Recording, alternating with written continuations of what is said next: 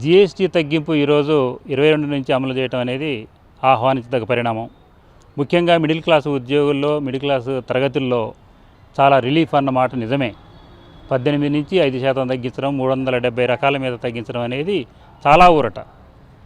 ఇదొక మంచి పరిణామం.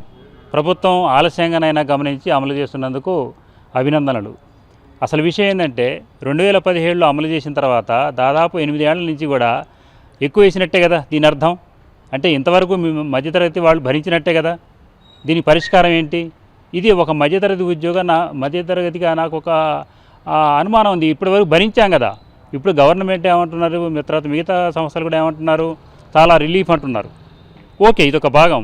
మరి ఇంతవరకు మేము భరించాం కదా, ఇదొక ప్రశ్న వస్తుంది. అయినప్పటికీ కూడా లేటుగానైనా సరే, వాళ్ళ రాజకీయ కారణాలు ఏమైనప్పటికీ కూడా జీఎస్టీ తగ్గించడం అనేది చాలా మంచి పరిణామం. మధ్యతరగతి వర్గంగా మేము ఆహ్వానిస్తున్నాం. కేంద్ర ప్రభుత్వం నార్త్ సౌత్ అనే యొక్క వివక్షత చూపిస్తుందేమో అనిపిస్తుంది.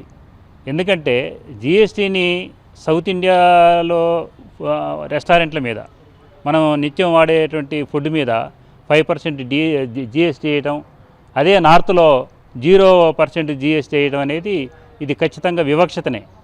అంటే ఇంకేమనుమానం వస్తుందంటే, నార్త్లో ఇప్పుడు తొందరలో ఎన్నికలు ఉన్నటువంటి రాష్ట్రాల్లో దాన్ని దృష్టిలో పెట్టుకొని ఏమన్నా 0% చేశారా అన్నటువంటి అనుమానం అలాంటి మధ్యతరగతి వాళ్ళకి డౌట్ వస్తుంది. ఇప్పటికైనా ఇక్కడ ఇటువంటి వివక్షత లేకుండా ఉండాలంటే మేము కోరేది దక్షిణ భారతదేశంలో ఉన్నటువంటి అన్ని తినుబండారాల మీద కూడా 0% రావాలని, ఆ విధంగా ప్రకటిస్తారని ఆశిస్తున్నాం.